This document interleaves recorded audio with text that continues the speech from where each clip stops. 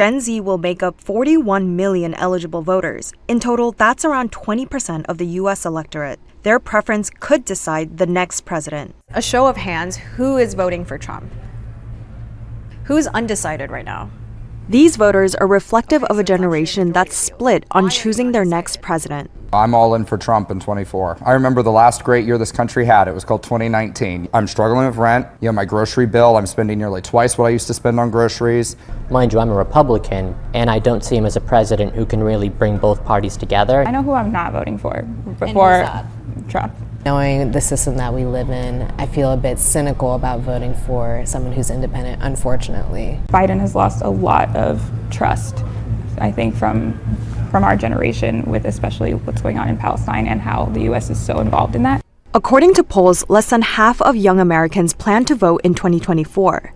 It's a troubling sign for Biden. National polls in 2020 show young voters helped him into office by more than 20 points.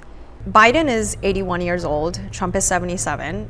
Are they too old to be representing you? It can be fine, but just how they've acted at different points in their presidency has really drawn their cognitive abilities into question. Trump or Biden?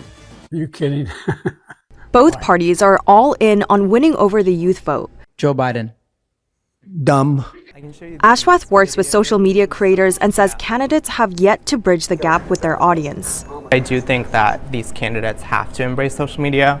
That being said, I don't think social media is the only thing that is going to engage young people. They have to also listen to policy priorities. You are currently actively registered to vote. It's young advocates like Jahnavi Rao who are successful in getting first-time voters to the polls. Young people aren't apathetic. In fact, they're eager and desperate for a way to make a change. They're just not being reached out to, and they're not being reached out to in a way that caters to them. It would be a new experience to see a candidate that I was excited about. And so it has just been, who's the least bad? I hear get out the vote, but I know I have a candidate I like, y'all are more on the fence. Step up and run, right? Get out the candidates.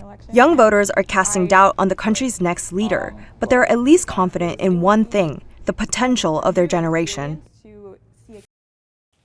Make sure to subscribe to our channel to get the latest news from Al Jazeera.